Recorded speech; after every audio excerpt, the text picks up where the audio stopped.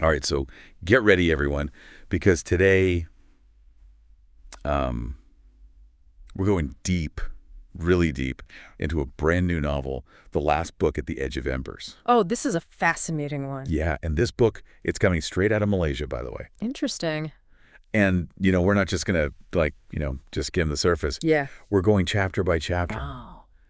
Dissecting this thing. Okay. Uncovering all those hidden gems. Oh, reckon. All those little thought-provoking themes. Yeah. That are kind of woven throughout this epic tale. Well, what's so fascinating is how this book, it just plunges you right into the heart of Amin's world. This young man who's so devoted to Islam. Okay. But it's not your typical coming-of-age story. Right. Each chapter, it's like a carefully crafted snapshot. Ooh.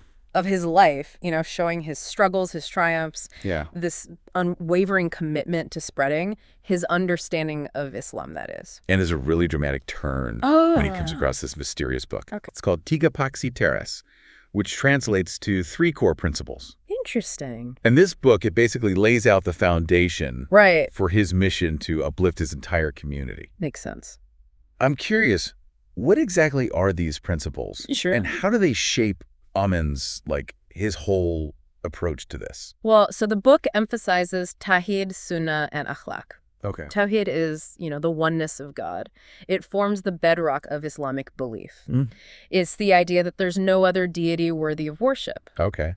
Then you have Sunnah, which emphasizes following the example of the Prophet Muhammad Okay. in every aspect of life, really. Gotcha. And finally, there's Akhlaq, which is this constant pursuit of noble character. It's not enough to just believe. You have to live that belief I see. through your actions. That makes sense. Yeah. Aligning your inner beliefs with your outward action. Exactly. Huh. It makes me think about what guides me in my own life. Do I prioritize unity, self-improvement, ethical conduct? It's a good question. It is. This novel, it really highlights how these principles, they can be such powerful forces for positive change. I agree. Regardless of your background. Absolutely. But I'm guessing not everyone's embracing this newfound zeal, right? You're right. He does encounter some immediate resistance. Yeah. In Lembasuri, which is his home village, All right. people are skeptical. They see him as this, suddenly super pious guy, Right. questioning traditions they've held for generations. So it's not just spreading this message, it's navigating all the complexities of culture and tradition. Absolutely. How does he deal with that pushback? Yeah. Does he try to force his views on others? That's what's so compelling. Yeah. Instead of, resorting to force or condemnation, Yeah. he relies on patience Okay. and dialogue. I like that. He even shares the story about Zaki. Oh, tell me about this. So Zaki's this young man whose life was transformed by embracing Islam. Okay. It demonstrates its positive impact.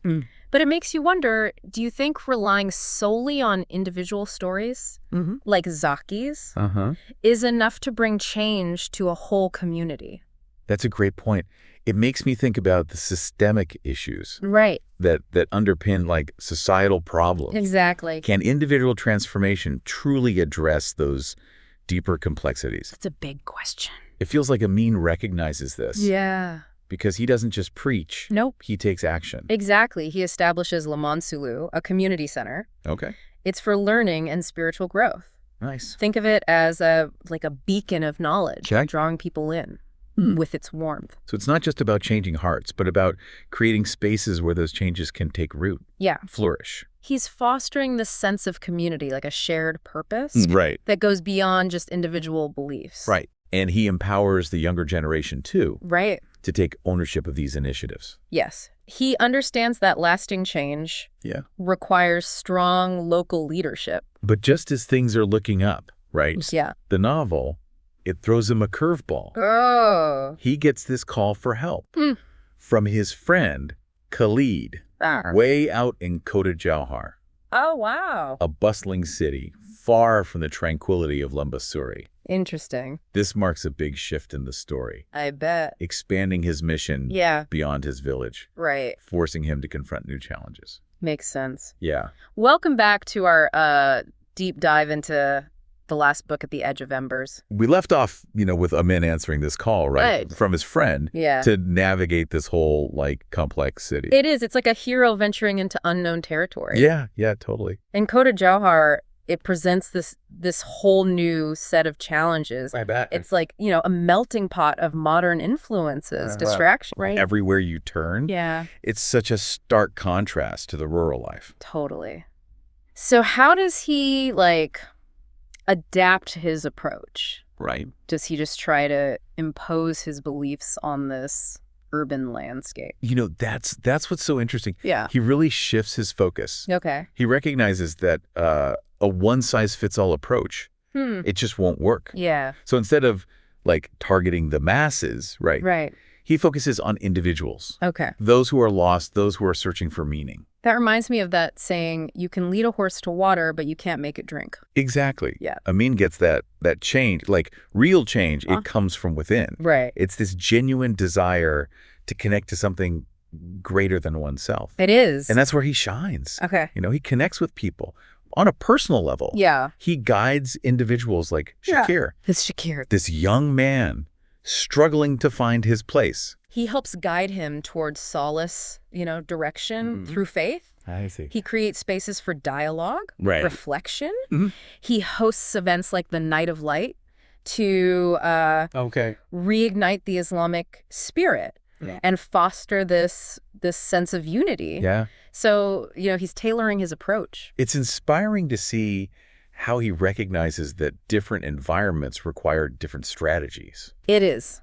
But this newfound peace, it doesn't last forever, right? And unfortunately, you're right. Trials and tribulations, Yeah. they're a big part of his journey. Back in Lambasuri, his trusted disciple, Zaki, Right. he gets caught up in Right. some illegal activities. That's heartbreaking. But it also raises this question. What are the limits of mentorship? Yeah. Can one person truly guide another toward a righteous path, even when faced with all these temptations Right. and pressures? It's a question that resonates throughout the whole book. Amin, even though he's disappointed, he doesn't give up on Zaki. Okay. He guides him toward repentance, redemption, Right. emphasizing that true faith, it isn't about perfection. Right. It's about acknowledging flaws and striving to improve. That's a powerful message of forgiveness. Yeah, Second chances. absolutely. But Zaki struggles. Yeah. They're not the only challenges he faces. What about the opposition to his youth leadership program? Right. Why would anyone resist something so positive? It highlights this fact that change, even positive change, Right. can be threatening to some. Yeah. Some individuals, they're comfortable with the way things are. Right. They see Amin's initiatives as disruptive, Got it. like a challenge to their authority. And then, as if those challenges weren't enough, a devastating flood hits. Oh, wow. It tests the resilience of the entire community. It's like a biblical test of faith, Absolutely. Pushing them to their limits. Yeah. But amidst all the chaos, the destruction, we see something remarkable. Oh, what's that? The flood, while tragic, it becomes this catalyst Okay. for unity, compassion. The community rallies together, Yeah. Their shared faith empowers them Right. to overcome. It's a testament to the power of collective action. It is, setting aside differences, working together for a common good. But, these moments of unity, resilience, Yeah. they're often followed by periods of darkness. You're right. And that darkness comes in the form of slander, Okay. false accusations. It culminates in the arrest of Farid, another one of his devoted disciples. Oh, so this isn't just random misfortune. No. Yeah. This is a more sinister force at play. Right. This is where Fad Hill enters the scene, right? Yes. This charismatic figure who twists Amin's teachings for his own agenda. It's chilling, It is. how someone can manipulate faith for power, control. Fodhill, he raises a fascinating question. What's that? How can seemingly good traditions sometimes be corrupted Yeah. and manipulated? It makes you think about the sources you trust, right? It does. How they can be distorted. So easily. What makes Fad Hill so successful? Right. Does he just walk in and declare himself the new authority? No. He's much more cunning. Okay. He understands that to control a society, you got to control the narrative. So first, he establishes the eternal house. Okay. It's a place of worship. Right. But it's centered around him. Okay. Not God. Not God. Then he rewrites the Tiga Paksiteras to fit his own, distorted views, even declaring Amin a manifestation of God. That's completely contradicting the whole Tawhid principle. Exactly. So he's not just challenging Amin's authority, he's attacking the foundation of his beliefs. Wow. So what impact does this have on the community? It creates this horrifying rift. Those loyal to Amin clash with those seduced by Fadhil's, interpretations. This conflict, it escalates, leading to the destruction of Laman Sulu. Oh, no. And the flight of Khalid and Zaki. Oh, that's awful. It left me wondering if hope could even survive. It is devastating. But they don't live up. Yeah. They seek refuge with King Faman. Who's that? A just ruler who supports their cause. Okay, so do they, launch a counterattack? Well, their path, it takes an unexpected turn. Instead of rushing into battle, they dive deeper into the history of the Tiga Paksiteras. Okay. Seeking guidance from the past. I see. They encounter Sheikh Abdullah. Who's that? He's a wise scholar who reveals something very interesting. Okay, tell me. Amin, he wasn't the original author of the book. He received it from a mysterious traveler. Oh, wow. A figure shrouded in secrecy who dedicated his life to spreading these teachings. That's incredible. Yeah. It adds this whole other dimension to the story. It does. It's like uncovering a hidden lineage of knowledge. Yeah, totally. Like a secret society, Dedicated to upholding the truth. Yeah. But why all the secrecy? Right. Why not be open about it? That's a question that really haunts Khalid. Yeah. He wants to understand the traveler's motives, his methods, his identity. It's like a puzzle box, each layer revealing a deeper mystery. And speaking of secrets, remember the Kakarbandu cult? Oh, yeah. Well, their influence, it runs deeper than we initially thought. Hold on. Are you saying they're behind Fadhil? Their connection to Fadhil it's a little murky. Okay. But their presence is undeniable. They infiltrated the highest levels of power in Jalangi. Oh, wow. Sultan Haidaruddin Bwana Shah, the ruler, he's under their sway. So he's being manipulated. By his advisor, Aman al-Kabuti. Gotcha. It's like this web of intrigue and deceit. It is. Yeah. What's their end game, though? Right. Why control Jalangi? That's the question that drives Khalid. He knows he can't confront Fadhil without understanding these forces. He spends hours, going through ancient texts, trying to piece together this organization. Yeah. But his mentor, Sheikh Abdullah, he warns him about the dangers of pursuing knowledge without a strong foundation of faith. Knowledge without wisdom, it's a double-edged sword. It is. It's a good reminder that even in our pursuit of truth, we need to stay grounded. Right. But what happens to Khalid? Yeah. Does he get lost in this quest? Well, his journey takes him to Blue Whale Island. Oh, okay. It's a hidden sanctuary. Wanderers dedicated to preserving, spreading Tawhid. It's like a spiritual oasis. I like that. A place to recharge, reconnect. Yeah. And it's on this island that he encounters the traveler. He meets him. What's he like? What secrets does he reveal? That's where we'll pick up next time as we delve into the final part of our deep dive. Welcome back to our deep dive into the last book at the Edge of Embers. Yeah. I'm really curious about this meeting with the traveler. Well, it's not like, some grand reveal or anything. Okay. It's more like a subtle shift, Okay. In understanding. He doesn't give Khalid all the answers. Right. Instead, he guides him Okay. towards this deeper understanding of himself and the nature of this struggle for truth. It's like, that saying, give a man a fish and you feed him for a day. Teach a man to fish and you feed him for a lifetime. Exactly. The traveler, he embodies this, empowering Khalid to find his own way. So it's not about getting a blueprint, Right. but about embracing the journey. Right. Exactly. Learning from the past to navigate the present and shape the future. What lessons does he learn, though? Yeah. What specific lessons does he get from the traveler?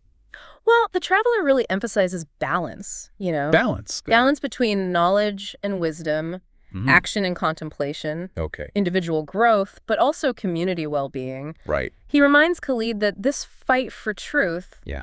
it's not about imposing beliefs on others, Right. but creating spaces where dialogue and understanding can flourish. It's a subtle message, but powerful, you know, It is. especially in a world that seems so driven by extremes. Yeah, it makes you think, how do you approach disagreements? It does. It does. Do you try to understand Right. or just impose your own views? Yeah, that's a great point. That's the power of this book, you know? Yeah. It makes us examine our own beliefs, actions, to consider how we contribute to this struggle, this ongoing struggle for truth and justice. And speaking of, influence, what happens when he goes back? To Jalangi. Yeah. Does he manage to turn things around? Yeah. Well, his return, it marks a real shift in his approach. Okay. He doesn't come back as a warrior, like seeking to conquer. Right. He comes back as a teacher, Okay. seeking to illuminate. Hmm. He realizes that real change, lasting change, Yeah. it can't be forced from the outside. I see. It has to come from within. It does. So instead of focusing on defeating his enemies, Yeah. he focuses on empowering individuals Yes. to resist that manipulation, embrace the truth. Exactly. Mhm. He uses the lessons he's learned Yeah. from Amin the Traveler Right. to guide others, Okay. sharing his knowledge, Mm. nurturing critical thinking, Right. fostering hope, amidst all the darkness. And how does the book end? It ends with this powerful image Okay. of Khalid as an old man now, sharing his wisdom Right. with a young man searching for meaning. It's like passing the torch, right? Exactly. It shows the cyclical nature of this struggle. Individuals, they may come and go. Right. But this pursuit of truth and justice, it continues. And an ongoing journey. It is, but what about Fodhill? Yeah, what about him and the cult? Are they brought to justice? Yeah. Well, the novel, it leaves that open-ended. Mm. It's not a clear-cut victory over evil, Okay. but this recognition that the forces of darkness and light, Yeah. they'll always be there. Right. The focus shifts, you see, Yeah. from external battles to internal struggles for truth, integrity. It's not a fairy tale ending. No. It's more nuanced It is. about human nature and hope. It leaves us with a question, Well, what's that? What role do we play in carrying the torch? That is a powerful question. What truths are we responsible for? Yeah. What do we pass on?